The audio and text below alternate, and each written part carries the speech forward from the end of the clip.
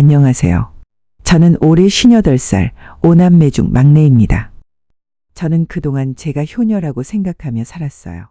주변에서도 그렇게 말해줬죠. 막내가 효녀야. 막내가 없으면 우리 엄마 어떡해? 이런 말들을 들으면서 살았습니다. 우리 집은 오빠 하나의 딸 넷이에요. 위로 형제가 많으니까 어릴 때부터 눈치가 빨랐습니다. 언니들 싸우면 제가 중재하고 엄마가 힘들어하시면 제가 옆에서 위로하고 그렇게 자랐죠. 결혼하고 나서도 마찬가지였어요. 큰언니는 부산에 살아요. 시댁 식구가 많아서 명절 때도 잘 못 올라옵니다. 둘째 언니는 서울인데 시어머니를 모시고 사니까 친정에 신경 쓸 여력이 없고요. 셋째 언니는 맞벌이에 애 둘 키우느라 정신없습니다.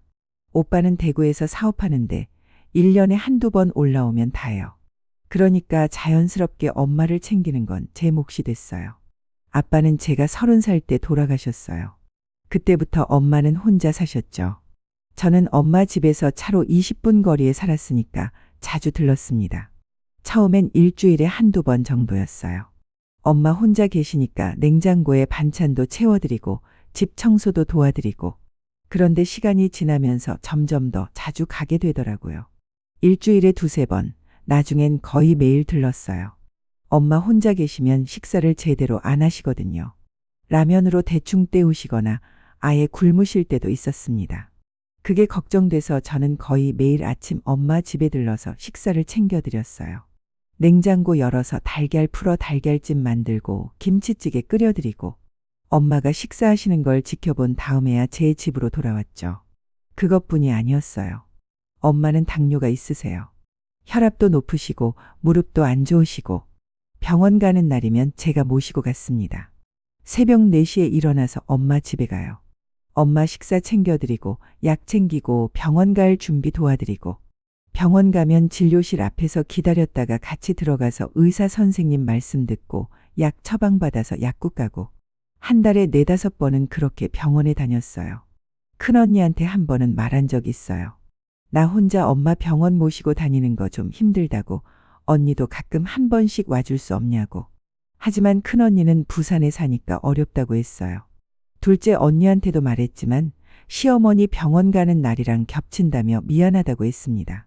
셋째 언니는 직장 다니면서 애들 키우느라 정신없다고 했고요. 오빠한테는 아예 말도 안 했어요. 오빠는 명절 때나 올라오는 사람이니까요. 그렇게 20년 넘게 살았어요. 제 남편은 다행히 이해해줬어요.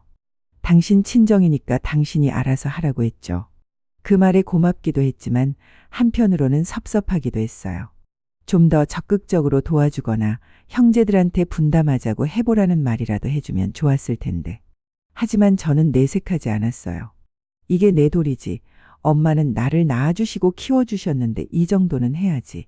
그렇게 생각하면서 살았습니다. 그런데 엄마를 챙기는 게 단순히 물리적으로 힘든 것만은 아니었어요. 정신적으로도 정말 힘들었거든요. 우리 엄마는 마음의 상처가 많으신 분이에요. 아빠가 살아계실 때 우리 집 분위기가 좋지 않았습니다. 아빠는 술을 좋아하셨어요. 술만 드시면 고성방가에 엄마한테 소리 지르시고 직접적인 폭력은 없었지만 언어 폭력은 심했습니다. 당신이 뭘 안다고 집안일도 제대로 못하면서 애들 교육도 당신이 제대로 못해서 이 모양이지. 이런 말들을 매일같이 하셨어요. 엄마는 그 말들을 다 참고 살으셨어요. 제가 어릴 때부터 봐왔으니까 합니다. 엄마가 밤에 혼자 우시는 걸 몇 번이나 봤는지 몰라요. 베개에 얼굴을 묻고 소리 없이 우시던 엄마의 뒷모습이 지금도 선명합니다. 아빠가 돌아가시고 나서 엄마는 더 외로워하셨어요. 친구들 만나서 수다 떨고 웃으시다가도 집에 돌아오면 또 우울해지시고 그럴 때마다 제게 전화하셨습니다. 엄마 목소리만 들어도 알았어요. 오늘 또 우울하신 날이구나. 그러면 저는 곧바로 엄마 집으로 달려가거나 아니면 전화로 2~3시간씩 엄마 얘기를 들어드렸습니다. 엄마는 주로 아빠 얘기를 하셨어요. 네 아빠가 살아있을 때 나한테 얼마나 못되게 굴었는지 아니? 결혼하고 나서 단 하루도 행복한 날이 없었어. 항상 술 먹고 들어와서 소리 지르고 나는 그걸 참고 또 참고 살았지. 너희들 때문에. 이런 얘기를 처음엔 공감하며 들어드렸어요. 엄마 마음을 이해하려고 노력했고 엄마가 그동안 얼마나 고생하셨는지 알고 있었으니까요. 하지만 같은 얘기를 수십 번, 수백 번 듣다 보니까 솔직히 지치더라고요. 밤 10시에 전화 오면 새벽 1시까지 통화하는 날도 많았어요. 다음 날 아침 일찍 일어나야 하는데 잠을 못 자는 거예요. 그래도 전화를 끊을 수가 없었습니다. 엄마가 외롭고 힘들어 하시는데 제가 어떻게 먼저 끊을 수 있겠어요. 더 힘들었던 건 엄마가 아빠 얘기를 하다가 꼭 저한테 이런 말씀을 하신다는 거였어요. 넌 아빠 닮았어. 얼굴도 닮았고 성격도 좀 닮았어. 처음엔 그냥 넘어갔어요. 그냥 딸이 아빠 닮았다는 얘기겠지 했죠. 그런데 자꾸 그 말을 하시는 거예요. 특히 아빠 험담을 한참 하시다가 제 얘기가 나오면 꼭 그렇게 말씀하셨습니다. 내 아빠는 고집이 세고 자기 생각만 하는 사람이었어. 넌 그런 걸 닮았어. 내 아빠는 말을 함부로 했어. 넌 가끔 그런 면이 보여. 내 아빠는 자기가 잘났다고 생각했어. 넌 그런 자신감이 아빠를 닮았어. 그 말들이 점점 쌓이면서 저는 혼란스러웠어요. 나는 엄마한테 잘하려고 이렇게 노력하는데 엄마는 나를 아빠랑 똑같이 보는 건가? 나는 엄마를 위해 이렇게 희생하는데 엄마 눈에는 내가 아빠처럼 싫은 사람인가? 하지만 그래도 참았어요. 엄마가 평생 힘들게 사셨으니까 그 상처가 아직 아물지 않으셨으니까 내가 이해해드려야지. 그렇게 생각하며 또 몇 년을 버텼습니다. 매일 아침 엄마 집에 들르는 것도 한 달에 4~5번 병원 모시고 다니는 것도 밤늦게까지 전화로 넋두리 들어드리는 것도 다 당연한 거라고 생각했어요. 엄마가 저한테 아빠 닮았다고 하셔도 그냥 엄마가 힘드셔서 그러시는 거라고 넘어갔습니다. 그런데 제 마음 한편에는 계속 무언가가 쌓이고 있었어요. 억울함, 서운함, 뭐라고 표현해야 할지 모르겠지만 뭔가 답답한 감정이 계속 쌓였습니다. 그러다가 지난해 11월 엄마 생신이었어요. 큰언니가 부산에서 올라온다고 했고 오빠도 대구에서 온다고 했습니다. 둘째 언니, 셋째 언니도 다 모인다고 했죠. 오랜만에 대가족이 모이는 날이었습니다. 저는 며칠 전부터 준비했어요. 엄마가 좋아하시는 갈비찜을 만들려고 고기도 미리 재워놓고 엄마 좋아하시는 나물 반찬들도 여러 가지 만들었습니다. 생신 당일 큰언니 집에서 모였어요. 저는 아침 일찍부터 가서 음식 준비를 도왔습니다. 갈비찜 끓이고 잡채 만들고 전 부치고 큰언니랑 둘이서 부엌에서 거의 4~5시간을 일했어요. 오후 5시쯤 다들 모였습니다. 오빠도 왔고 언니들 가족들도 다 왔고 오랜만에 대가족이 모인 거죠. 밥상에 둘러앉았을 때 엄마가 기뻐하시더라고요. 분위기가 좋았습니다. 다들 웃으면서 얘기하고 엄마도 오랜만에 환하게 웃으시고 그런데 식사하다가 오빠가 아빠 얘기를 꺼냈어요. 아버지 생각난다고 아버지가 살아계셨으면 좋아하셨을 거라고. 순간 분위기가 조금 어색해졌습니다. 엄마 표정이 굳더라고요. 그리고 시작됐어요. 아빠 얘기가. 네 아버지는 참. 네 아버지가 술만 안 먹었어도 우리 가족이 더 행복했을 거야. 술 먹고 들어와서 소리 지르고 나는 그게 얼마나 무서웠는지 몰라? 큰언니가 거들었습니다. 엄마 진짜 고생 많으셨다고. 엄마는 계속 말씀하셨어요. 고생이라는 말로는 다 표현이 안 된다고 결혼해서 단 하루도 편한 날이 없었다고. 저는 묵묵히 밥을 먹었어요. 또 시작이네 하는 생각이 들었지만 오늘은 엄마 생신이니까 그냥 넘어가자 싶었습니다. 그런데 엄마가 저를 보시더니 말씀하시는 거예요. 막내는 아빠 닮았어. 얼굴도 닮았고 성격도 그런 데가 있어. 순간 숟가락을 놓을 뻔했어요. 오늘은 안 그러실 줄 알았는데. 이렇게 다들 모인 자리에서 제 남편이 옆에 있었어요. 조카들도 있었고요. 그 앞에서 저를 아빠랑 똑같다고 말씀하시는 거예요. 그것도 아빠 험담을 한참 하시다가요. 가슴이 철렁 내려앉았어요. 저는 조심스럽게 말씀드렸습니다. 엄마, 그런 말씀 좀 하지 마세요. 엄마가 눈을 크게 뜨시며 물으셨어요. 왜 닮았다는데? 저는 대답했어요. 저는 아빠하고 다른 사람이에요. 그리고 저는 아빠보다 엄마한테 훨씬 더 잘하려고 노력하면서 살았어요. 순간 분위기가 싸늘해졌어요. 엄마 표정이 확 굳더니 말씀하셨습니다. 뭐? 네가 나한테 잘한다고? 네, 생색내려면 잘하지 마. 그 순간 머릿속이 하얘졌어요. 생색, 생색이라니. 제가 그동안 한 게 다 생색내려고 한 거였나요? 매일 아침 엄마 집에 들러서 식사 챙겨드린 것도, 한 달에 4~5번씩 병원 모시고 다닌 것도, 밤늦게까지 전화로 넋두리 들어드린 것도, 명절 때마다 음식 만들어 간 것도, 엄마 생신 때 선물 사드린 것도 제가 공치사한 거였나요? 다 쓸데없는 짓이었나요? 저도 모르게 목소리가 커졌어요. 저는 진심으로 엄마를 위해서 한 거라고요. 엄마는 화를 내셨습니다. 내가 지금 나한테 버릇없이 큰 소리 내는 거냐? 저는 큰 소리 낸 거 아니라고 그냥 제 마음을 말씀드린 거라고 했습니다. 하지만 엄마는 계속 화를 내셨어요. 내가 나한테 얼마나 잘했다고 그래? 자식이 부모한테 잘하는 게 당연한 거지. 그걸 일일이 계산하고 앉았냐고. 그 말에 눈물이 핑 돌았어요. 계산. 제가 계산을 했나요? 저는 진짜 진심으로 엄마를 위해 했는데.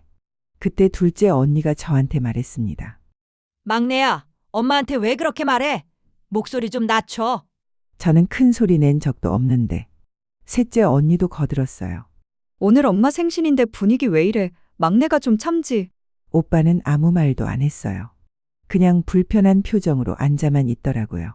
큰언니가 중재하려고 했지만 저는 더 이상 못 참겠더라고요. 자리에서 일어났어요. 저 먼저 갈게요. 남편이 황급히 일어났고 큰언니는 앉으라고 엄마한테 사과하라고 했지만 저는 고개를 저었습니다. 저는 잘못한 거 없어요. 사과할 이유도 없고요. 그렇게 말하고 집을 나왔습니다. 차에 타자마자 눈물이 터졌어요. 남편 옆에서 한참을 울었습니다. 남편이 위로해줬지만 저는 계속 울었어요. 저는 진짜 진심으로 엄마한테 잘했는데 그게 다 공치사였다고, 다들 저만 뭐라고 한다고, 언니들도 오빠도 아무도 제 편이 아니라고. 그날 밤 잠을 못 잤어요. 내가 뭘 잘못했지? 내가 정말 공치사를 한 건가? 나는 진짜 엄마를 위해서 한 건데. 머릿속이 복잡했습니다. 다음 날부터 저는 엄마한테 연락하지 않았어요. 엄마한테서 전화가 왔지만 받지 않았고 문자가 와도 답장하지 않았습니다. 며칠 후 큰언니한테 전화가 왔어요. 막내야, 엄마한테 전화 좀 해. 엄마가 기다리신대. 하지만 저는 지금 엄마 만나고 싶지 않다고 했습니다. 큰언니는 이해할 수 없다는 반응이었어요. 그래도 그렇지 무슨 자식이 엄마한테 연락도 안 하냐고. 저는 지금 너무 힘들다고, 엄마가 저한테 한 말씀 들었잖냐고 했습니다. 큰언니는 말했어요. 엄마가 그렇게 말씀하신 건 좀 그랬지만 넌 너무 예민하게 받아들인 거 아니냐고. 엄마는 원래 말씀이 좀 그러시잖냐고. 넌 그걸 이제 알았냐고. 저는 할 말을 잃었어요. 언니는 그동안 엄마한테 얼마나 잘했는데 그런 말을 해. 부산에서 1년에 몇 번이나 올라와. 엄마 병원은 누가 모시고 다녔는데. 하지만 그 말을 꺼내면 제가 정말 공치사하는 사람이 되는 것 같아서 참았어요. 언니, 저는 당분간 엄마 안 볼 거예요. 큰언니는 그렇게 삐지지 말라고, 가족인데 했지만 저는 단호하게 말했습니다. 나 삐진 거 아니야. 지금 내 마음을 추스를 시간이 필요해. 둘째 언니한테서도 전화가 왔고 셋째 언니한테서도 왔습니다. 다들 비슷한 얘기였어요. 엄마한테 연락하라고, 너 너무 예민하게 받아들인 거 아니냐고, 가족인데 그렇게 삐지지 말라고. 아무도 제 마음을 이해하지 못했어요. 저는 점점 더 우울해졌어요. 밤에 잠을 못 자고 식사도 제대로 못하고 남편이 걱정해서 병원 가보는 게 어떠냐고 했습니다. 처음엔 거부했어요. 내가 왜 정신과를 가야 하나 싶었거든요. 하지만 남편이 계속 권유해서 결국 정신건강의학과에 갔습니다. 정신건강의학과 선생님은 친절하셨어요. 제 이야기를 차근차근 들어주셨습니다. 그동안 엄마한테 어떻게 해왔는지, 그날 무슨 일이 있었는지, 지금 제가 얼마나 힘든지 한참을 이야기하다가 눈물이 났어요. 선생님이 조용히 말씀하셨습니다. 이번 일은 가족들 잘못이 명확합니다. 어머니가 잘못하신 거 맞아요. 그리고 다른 가족분들도요. 환자분은 잘못하신 거 없어요. 그 말을 들으니까 눈물이 더 났어요. 누군가 제 편을 들어주니까, 제가 잘못한 게 아니라고 말해주니까. 선생님은 계속 말씀하셨습니다. 당분간은 거리를 두라고. 지금 제 마음이 상한 상태에서 어머니를 만나면 또 상처받을 수 있다고. 마음이 풀릴 때까지 거리를 두는 게 좋다고. 저는 물었어요. 하지만 제 마음에 있는 걸 다 말해야 풀릴 것 같은데 어떻게 해야 하냐고. 선생님이 고개를 저으셨습니다. 어차피 그 주제로 다시 대화해도 가족들은 변하지 않을 거라고. 제가 지금까지 본인 감정을 다 표현했잖냐고. 그런데도 분위기만 더 험악해졌다고. 지난 일을 돌이켜서 다시 대화하는 건 대체로 결과가 안 좋다고 하셨습니다. 선생님은 제 목표를 바꿔야 한다고 하셨어요. 가족들을 변화시키는 것이 아니라 가족들이 변하지 않는 상황에서 내 마음을 어떻게 풀 것인가를 생각하라고. 그 말이 제 머릿속에 계속 맴돌았어요. 상담을 받으면서 저는 조금씩 제 마음을 들여다보기 시작했습니다. 왜 나는 엄마한테 그렇게 잘해왔을까? 정말 엄마를 사랑해서였을까? 아니면 착한 딸로 인정받고 싶어서였을까? 엄마한테 사랑받고 싶어서였을까? 아니면 형제들한테 너는 효녀야라는 말을 듣고 싶어서였을까? 생각할수록 복잡했어요. 물론 엄마를 사랑하는 마음이 컸죠. 하지만 그것만은 아니었던 것 같습니다. 저는 엄마한테 인정받고 싶었어요. 나는 아빠와 다르다. 나는 엄마한테 잘하는 착한 딸이다. 그걸 증명하고 싶었던 것 같아요. 그런데 엄마는 저를 아빠와 똑같이 보셨어요. 제가 아무리 잘해도 엄마 눈에는 제가 아빠를 닮은 사람일 뿐이었습니다. 그게 너무 억울했던 거예요. 선생님이 물으셨어요. 어머니가 앞으로 몇 년 더 사실 것 같으냐고. 저는 대답했습니다. 글쎄요, 이제 80이 넘으셨으니까 길어야 한 10년. 선생님은 말씀하셨어요. 요즘은 100세 시대라고. 어머니가 30년을 더 사실 수도 있다고. 물론 내일 돌아가실 수도 있고. 그런데 만약 지금처럼 희생하면서 사시다가 어머니가 돌아가셨을 때 어머니를 떠올리면 어떤 감정이 들 것 같으냐고. 저는 잠시 생각했어요. 엄마가 돌아가시면 상상만 해도 눈물이 났습니다. 물론 슬플 거예요. 엄마를 잃는다는 건 너무 슬픈 일이니까요. 하지만 솔직히 말하면 억울할 것 같았어요. 나는 엄마한테 그렇게 잘했는데 엄마는 나한테 공치사하지 말라고 하셨지. 나는 엄마를 위해 그렇게 희생했는데 엄마는 나를 아빠처럼 싫어하셨지. 그런 생각이 들 것 같았습니다. 선생님이 말씀하셨어요. 그런 감정으로 어머니를 기억한다면 그게 무슨 의미가 있을까요? 어머니를 떠올릴 때 좋은 추억으로 기억하고 싶으시지 않나요? 그 말이 가슴에 와닿았어요. 그래, 나는 엄마를 떠올릴 때 좋은 기억으로 남기고 싶어. 우리 엄마 참 좋은 분이셨지 하고 싶어. 억울하고 섭섭한 마음으로 엄마를 기억하고 싶지 않아. 선생님은 계속 말씀하셨습니다. 그러려면 지금 방식을 바꿔야 한다고. 100%다 잘해드리려고 하지 말라고. 80%만으로도 충분하고, 아니 60%만으로도 충분하다고. 저는 물었어요. 하지만 그럼 제가 불효하는 거 아닌가요? 선생님은 말씀하셨습니다. 아니라고. 오히려 그게 더 지속 가능한 효도라고. 지금처럼 100%를 하다가 번아웃이 오면 결국 0이 된다고. 차라리 처음부터 60%만 하면서 오래 지속하는 게 더 낫다고. 그리고 중요한 건 말이라고 하셨어요. 행동으로 100%를 하면서 말로 관계를 망치는 것보다 행동은 60%만 하면서 말을 예쁘게 하는 게 훨씬 관계가 좋아진다고. 사람은 이성이 아니라 감정으로 움직인다고. 아무리 행동으로 잘해줘도 말 한마디에 다 무너질 수 있다고. 반대로 행동은 적게 해도 말을 예쁘게 하면 관계가 훨씬 좋아진다고 하셨습니다. 저는 그 말을 곱씹었어요. 그래, 나는 행동으로는 정말 많이 했어. 하지만 말은 어땠지? 엄마가 상처 주는 말 하실 때 나는 어떻게 반응했지? 나도 감정적으로 반응했던 거 아닌가? 생각해보니 그랬어요. 엄마가 넌 아빠 닮았어 하실 때 저는 아빠하고 달라요. 라고 강하게 반응했습니다. 그날도 그랬고요. 저는 제 마음을 표현하느라 목소리가 커졌고 그게 엄마한테는 버릇없이 큰 소리 내는 것으로 들렸던 거예요. 선생님이 말씀하셨어요. 다음부터는 어머니가 상처 주는 말을 하시면 화제를 바꾸라고. 엄마, 이거 드셔봐. 맛있어. 이렇게. 그래도 계속하시면 엄마, 오늘은 이만 가볼게 하고 자리를 뜨라고. 화내지 말고 담담하게.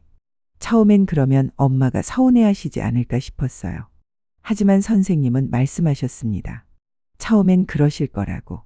하지만 시간이 지나면 학습하신다고. 내가 이런 말을 하면 딸이 가버리는구나. 그러면 점점 그 말을 덜 하시게 된다고. 부모님은 변하지 않지만 포기는 하신다고. 특정 행동이 재미없어지면 그 행동을 덜 하게 되는 거라고. 저는 그날 상담을 마치고 집에 돌아와서 한참을 생각했어요. 나는 어떻게 살고 싶지? 엄마한테 100% 희생하면서 억울한 마음으로 살고 싶어. 아니면 적당히 거리를 두면서 편한 마음으로 살고 싶어. 엄마가 돌아가셨을 때 어떤 마음으로 엄마를 기억하고 싶어. 답은 명확했어요.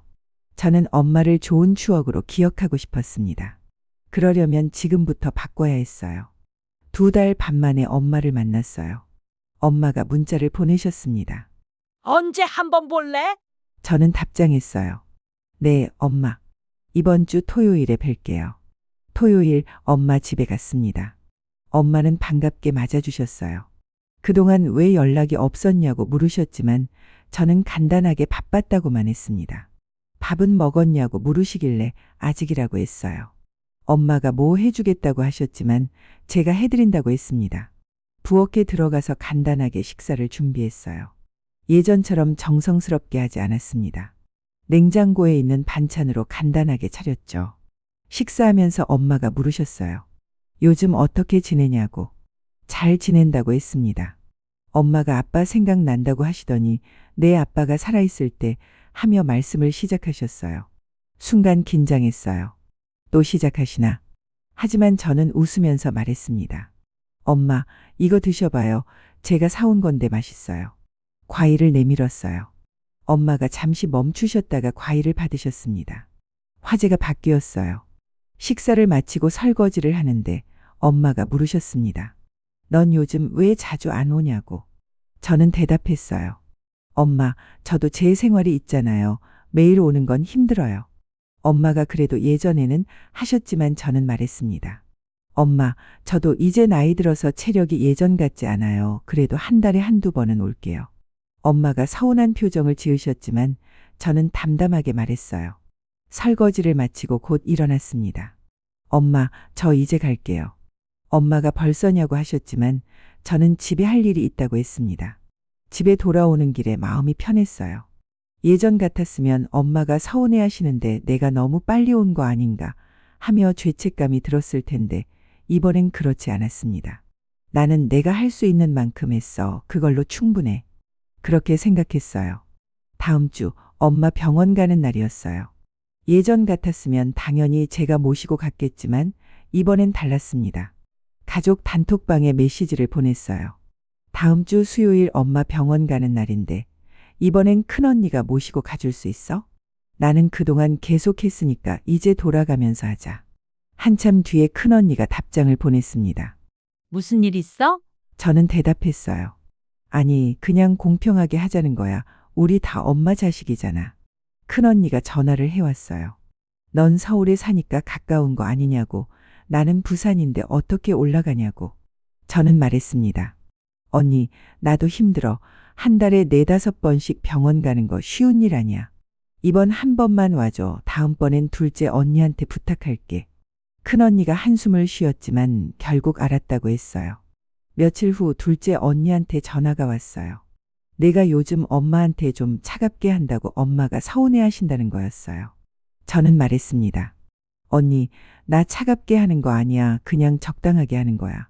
무슨 일 있었냐고 물으시길래 저는 그날 있었던 일을 언니한테 얘기했어요. 엄마가 생색내지 말라고 하신 일, 제가 얼마나 상처받았는지. 언니가 한숨을 쉬며 말했어요. 엄마가 그런 말씀하시면 기분 나쁘지? 근데 우리 엄마 원래 그러잖아. 넌 그걸 이제 알았어? 저는 대답했습니다. 알았지. 근데 언니, 나는 이제 그냥 넘어가고 싶지 않아. 엄마가 나한테 상처 주는 말 하시면 그 자리에서 나올 거야. 화내지도 않고 따지지도 않고 그냥 나올 거야.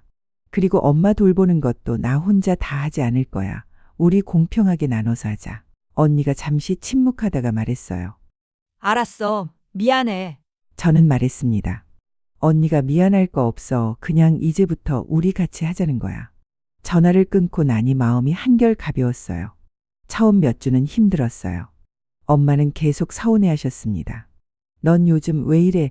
엄마가 뭘 잘못했길래 하셨지만 저는 흔들리지 않았어요. 엄마, 잘못하신 거 없어요. 저는 그냥 제가 할 수 있는 만큼만 하는 거예요. 어느 날 엄마를 만났는데 또 아빠 얘기를 시작하셨어요. 네, 아빠가. 저는 웃으면서 말했습니다. 엄마, 저 오늘 가봐야 할 것 같아요. 엄마가 벌써냐고 하셨지만 저는 약속이 있다며 자리에서 일어났어요. 엄마가 당황하신 표정이었지만 저는 담담하게 나왔습니다. 집에 오는 길에 남편이 물었어요. 괜찮냐고. 저는 대답했습니다. 응, 괜찮아.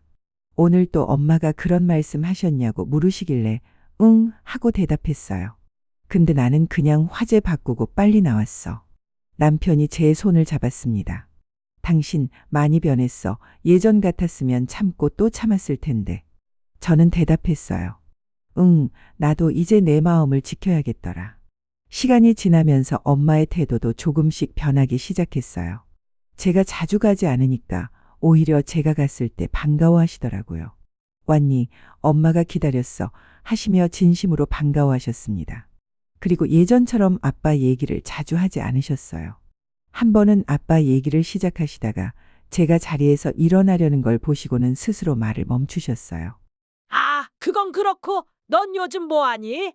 하시며 화제를 바꾸시더라고요. 저는 놀랐어요. 엄마가 학습하셨구나. 형제들의 태도도 변했어요. 처음엔 제가 엄마를 소홀히 한다고 비난했던 언니들이 이제는 돌아가면서 엄마를 챙기기 시작했습니다.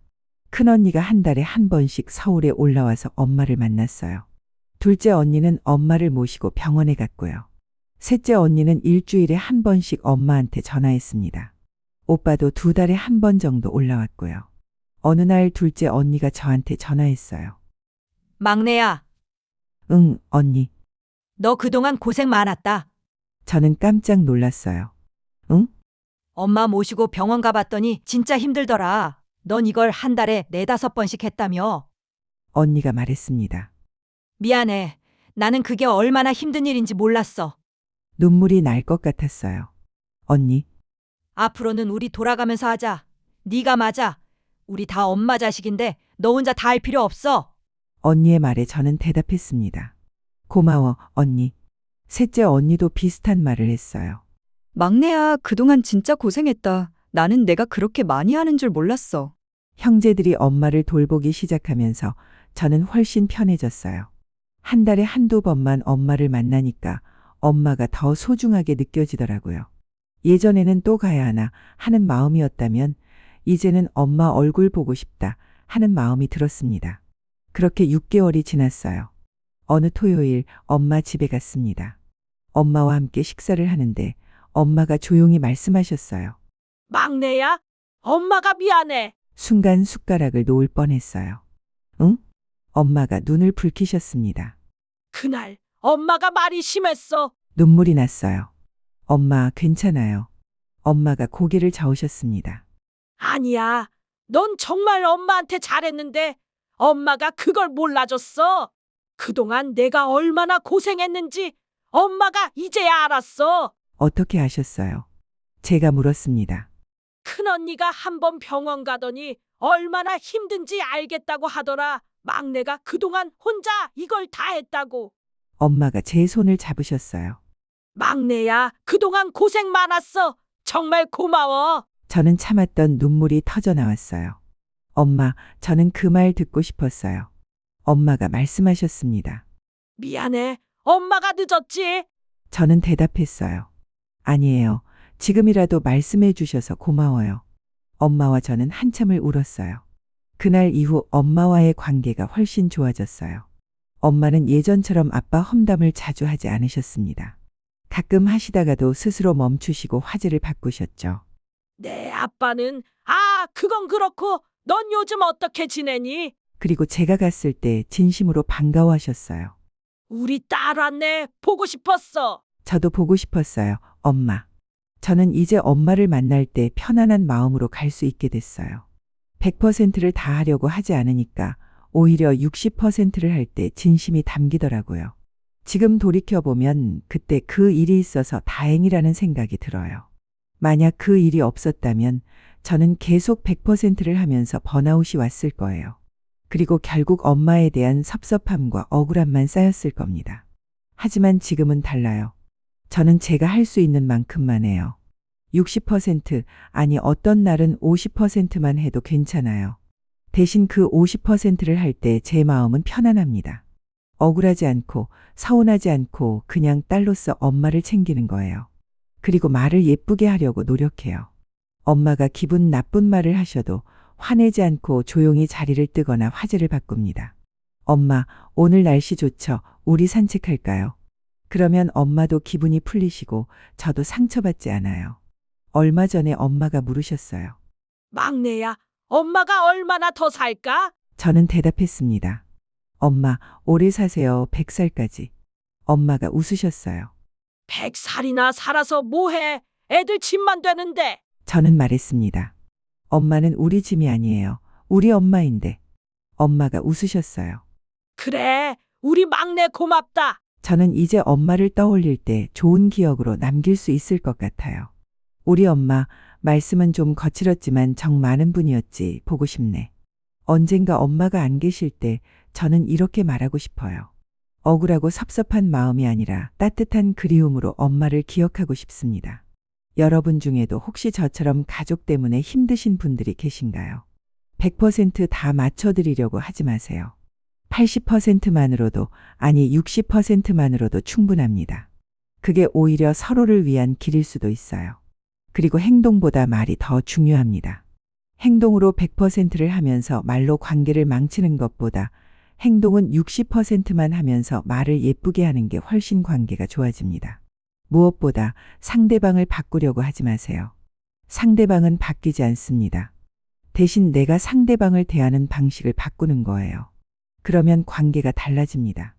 저는 이제 압니다. 진짜 효도는 희생이 아니라는 걸. 진짜 효도는 나도 행복하고 부모님도 행복한 관계를 만드는 거라는 걸. 그리고 그러려면 적당한 거리가 필요하다는 걸. 여러분도 행복하시길 바랍니다.